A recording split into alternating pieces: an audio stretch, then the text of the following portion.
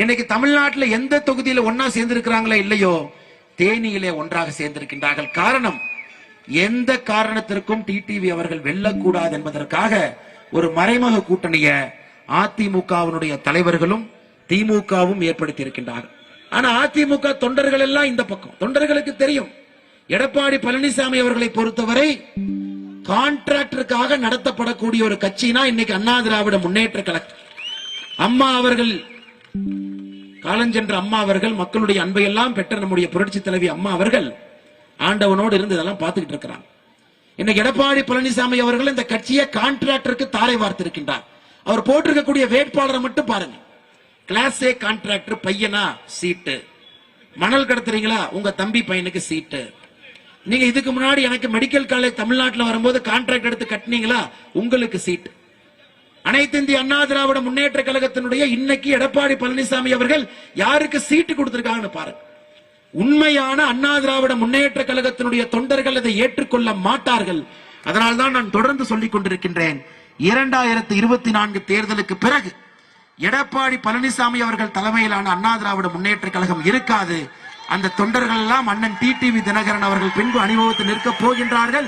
அது ஜூன் 4ஆம் தேதிக்கு பிறகு அது நடக்கத்தான் போகுது. இதை நான் ஓப்பனாவே சொல்றேங்க. சொல்வதில் எனக்கு தயக்கமோ பயமோ கிடையாது. காரணம், தவறு செய்பவர்களை தவறு செய்கின்றார்கள் என்று சொல்ல வேண்டும். கட்சியை அடமானமாக அவர்கள் நடத்துவதற்கு யாருக்கும் உரிமை இல்லை. கான்ட்ராக்டர்களுக்காக கட்சி, பணம் சம்பாதிப்பதற்காக ஒரு கட்சி.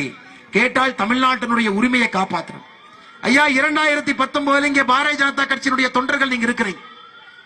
எதற்காக இன்னைக்கு பாரதிய ஜனதா கட்சி எடப்பாடி பழனிசாமி அவர்கள் தலைமையில் இருக்கக்கூடிய அதிமுகவிலிருந்து வெளியே வந்து அண்ணன் டிடிவி அவர்களோடு இணைந்து ஒரு கூட்டணியை எல்லோரும் சேர்ந்து ஏற்படுத்தி இருக்கின்றோம். ஏன்னா 2019 திராவிட முன்னேற்ற கழகமும் அதிமுகவினுடைய தலைவர்களும் செட்டிங் போட்டாங்க தமிழ்நாட்டில். அதனால்தான் எந்த இடத்திலும் கூட வெற்றி பெறுவதற்கு இங்க வாய்ப்பே இல்லை. 2021 நமக்கு தெரியும், அண்ணன் டிடிவி தினகரன் அவர்கள் அந்த கூட்டணியில் இருந்திருந்தால் இன்னைக்கு முதலமைச்சர் ஸ்டாலினாக இருந்திருக்க மாட்டார் என்று நமக்கு தெரியும். அப்படி இருந்தும் கூட மக்கள் செல்வாக்கு டிடிவி அவர்களுக்கு இருக்கிறது என்கின்ற ஒரே காரணத்திற்காக வெளியே நிறுத்தப்பட்டார். அன்பு சகோதர சகோதரி, புதுசா வந்துட்டார் பாரதிய ஜனதா கட்சியுடைய தலைவர் அண்ணாமலை. இவரு அண்ணா திமுக 2024 ஒழிக்கிறாராம். தம்பி, அண்ணா திமுகங்கிற கட்சி தெய்வத்தால் உருவாக்கப்பட்ட கட்சி. உங்க பாட்டனையே பார்த்த கட்சி. உன்னை போல எத்தனையோ பேர் இப்படி கொக்கரிச்சாங்க. ஆணுவ திமுறையில் இப்படி பேசாதப்பா. அண்ணா திமுக கட்சி என்ற ஒரு கட்சி இல்லை என்றால் தமிழகம் வளர்ச்சி பெற்றிருக்காது, ஏற்றம் பெற்றிருக்காது. பொன்மனச்சம்பல் புரட்சி தலைவர் எம்ஜிஆர் இந்த இயக்கத்தை உருவாக்கியது ஏழை எளிய ஒடுக்கப்பட்ட நசுக்கப்பட்ட தாழ்த்தப்பட்ட மக்கள் ஏற்றம் பெற, தமிழ்நாடு வளர்ச்சி பெற. அதுக்காக இந்த கட்சி துவக்கினாங்க. இதே புரட்சி தலைவர் அம்மா கண்ணை இமைகா போல இந்த கட்சி காத்து இன்னைக்கு ஆட்சி செஞ்சாங்க. தமிழகத்தில் அனைத்து இந்திய அண்ணா திராவிட முன்னேற்ற கழகம் 30 ஆண்டு காலம் ஆட்சி செய்த காரணத்தினால் இந்த மண்ணிலே இருக்கின்ற அத்தனை பேரும் பல நன்மைகளை பெற்றார்கள். எங்க கட்சியா நீ அழிக்க பாக்குற?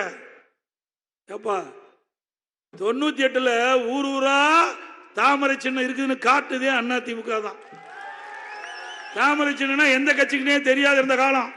அப்ப அம்மா நாடாளுமன்றத்தில் கூட்டணி வச்சாங்க பாரதிய ஜனதாவோட.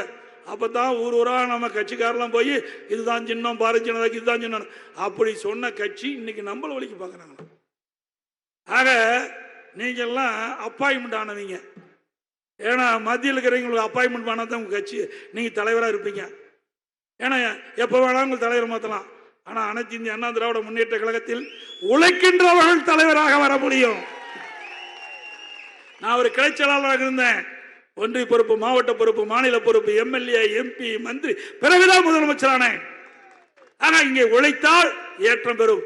அங்கே டெல்லியில நினைச்சா தலைவராகலாம்.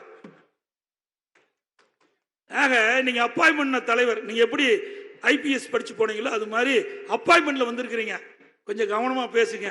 அண்ணா திமுக ஒரு மாதிரியான கட்சி, புரிஞ்சுக்கீங்க. திரு கருணாநிதியும் பார்த்தது, திரு ஸ்டாலினும் பார்த்தாச்சு. எத்தனையோ தலைவர்களை பார்த்து யாருக்கும் அஞ்சாமல், யாருக்கும் அடிமை இல்லாம துணிச்சலோடு இன்றைக்கு சவால் விட்டு இருக்கின்ற கட்சி அதிமுக கட்சி. அவர் பேசுறார், இன்றைய தினம் 500 நாள்ல 100 திட்டத்தை நிறைவேற்றுறாரு.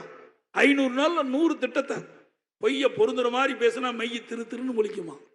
பொய்ய பொருந்துற மாதிரி பேசினா மெய்யினா உண்மை, பொய்ய பொருந்துற மாதிரி பேசினா உண்மை திருன்னு முழிக்குமா?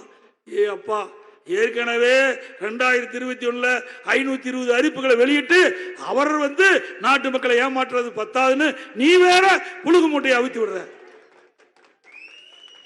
100 திட்டத்தை 500 நாள்ல நிறைவேற்றுறேன். ஏன் இத்தனை நாள் நிறைவேற்றல? இப்ப இது வரைக்கும் உனக்கு சான்ஸ் கிடைக்கலையா? ஒரு கவுன்சிலரா கூட முடியல, ஒரு எம்எல்ஏ முடியல, எம்பி முடியல. நீ இவ்வளவு வக்காலத்து வாங்கி அதிமுக ஒழிப்ப? எப்படிலாம் பேசுறீங்க பாரு. அதாவது பொன்மனச்செம்மல் புரட்சித்தில் ஒரு எம்ஜிஆர் ஒரு படத்துல பாடுவார், பதவி வரும்போது பணிவு வர வேண்டும், பதவி வருகின்ற போது பணிவு வர வேண்டும். அது உங்ககிட்ட இல்ல. ஆக தலை கருவத்தில் ஆடாதீங்க, இதெல்லாம் நிலைக்காது. என்றைக்குமே மற்றவர்களுக்கு மரியாதை கொடுத்து அதை திரும்ப பெற்றால்தான் மனிதனாக பிறந்தவர்களுக்கு மரியாதை உண்டு. ஏங்க அண்ணாமலை பேச்செல்லாம் ஒரு இதாக சொல்றீங்களா? அண்ணாமலைக்கு நான் ஏற்கனவே பல பதிலடி கொடுத்துட்டேன். அண்ணாமலை என்னங்க ஜோசியரா? நான் கேட்கிறேன், அவர் என்ன விஸ்வாமித்திரா? எங்க கட்சி அழிஞ்சு போகுது. விஸ்வாமித்திரருக்கு தான் அந்த சக்தி இருக்குண்ணா. அண்ணாமலை திடீர்னு அண்ணாமலை மத்தியில் ஆளுகின்ற பாரதிய ஜனதாவுடைய தலைவராக நியமிக்கப்பட்ட பிறகுதான் அவரை பற்றி தெரியும். அவருக்கு அரசியலே தெரியாது. அதிமுக எத்தனையோ பேரை பார்த்தது. இது ஒரு பீனிக்ஸ் பறவை மாதிரி. அதிமுக பல சோதனைகளை கடந்து வந்திருக்கு. இன்னைக்கு புரட்சி தமிழர் எடப்பாடியார் தலைமையில் இந்த இயக்கம் பெரிய இயக்கமாக, இந்தியாவிலே 3வது பெரிய இயக்கமாக அண்ணா திராவிட முன்னேற்ற கழகம் இருக்கு. தமிழகத்திலே தனிப்பெரும் இயக்கமாக இருக்கிறது. இது அண்ணாமலை கூற்று என்பது வேடிக்கையானது, நகைச்சுவையானது. அவர் இன்னைக்கு நகைச்சுவையாக மாறிவிட்டார். அவருக்கு தோல்வி பயம் கோயம்புத்தூரில். எனவே அந்த தோல்வி பயத்தை மறைக்கிறதுக்காக இது மாதிரிலாம் பேசி பார்க்குறாரு. ஏன் பேசி பார்க்குறாரு? பேசுறது பேசட்டுமே. இன்னும் எத்தனை நாளைக்கு தேர்தல்? இன்னைக்கு என்ன ஒரு வாரம் இருக்காங்க? என்ன ஒரு வாரம் இருக்கு? ஒரு வாரம் முடிஞ்ச பிறகு ஜூன் 4ஆம் தேதி பிறகு அண்ணாமலை எங்க இருக்காரு? எந்த மலையில் வந்தாலும் சரி, எத்தனை மலைகள், இந்த அண்ணாமலை இல்லை. அண்ணாமலை வந்த உடனே, அரசியலில் வந்த உடனே எனக்கு ஒரு இது ஞாபகம் வருது. அவர் கமலஹாசனை பார்த்தாரு, நடிகரை, சூப்பர் ஸ்டார் ரஜினிகாந்தை போய் பார்த்தார். இந்த மாதிரி பாரதிய ஜனதா தலைவராக பொறுப்பேற்றுங்க. அவங்க என்ன சொல்லி வார்த்தாங்கன்னா, அண்ணாமலை பேர் இருக்கிறனால அண்ணாமலை சொல்கிறான், ஆண்டவன் சொல்றான்னு சொல்ற மாதிரி. அது இப்போ சூப்பர் ஸ்டார் படத்தில் தான் சொல்லுவார். இந்த அண்ணாமலை சூப்பர் ஸ்டாரும் கிடையாது, இது சும்மா சுச்சிப்பி, இதெல்லாம் ஒன்றும் இது இல்லை. எனவே அண்ணாமலை பேச்சுக்கெல்லாம் நாங்கள் நீ அதுக்கெல்லாம் இடம் கொடுக்க வேண்டியதில்லை. நான் அவரை பற்றி கிளின்னு கிழிச்சிட்டேன். இனிமேல் அவர் இன்னும் பேசுகிறாருன்னா என்னன்னு தெரியல.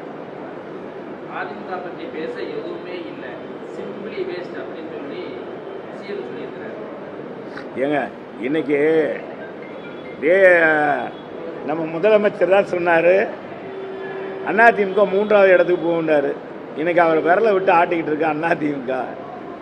ரோட் ஷோண்டும் பிரதமரை கூட்டிகிட்டு தேவையில்லாமல் அண்ணாமலை பாரத பிரதமர் மோடிஜிக்கு இருக்கிற செல்வாக்க தமிழ்நாட்டில் கூட்டி ஒன்றுமில்லைன்ற ஆக்கிவிட்டாரு. டி நகரில், அதுவும் பஜார், பிக் பஜார். இன்னைக்கு தமிழ்நாட்டிலேயே மக்கள் அதிகமாக கூடிய இடம் எதுன்னா பாண்டி பஜார் தான். அந்த பாண்டி பஜார்லேயே கூட்டம் இல்லை. மோடிஜி எவ்வளவு வருத்தத்தில் இருப்பாருன்னு அவங்க தெரியும். நேற்று கூட ராஜ்நாத் சிங் வந்தார், அமித்ஷா நேற்று இங்கே அமித்ஷா வந்தார். அதுக்கு முதல்ல ராஜ்நாத் சிங், அமித்ஷா ரோட் ஷோன்னு போட்டார். நான் பக்கத்தில் தான் அது என்ன வேங்கட ஐயங்கார் தெருவில் எங்கள் கழக தொண்டர்களை பார்த்து பூத்து கமிட்டிலாம் சரி பார்த்துட்டு இருந்தேன்.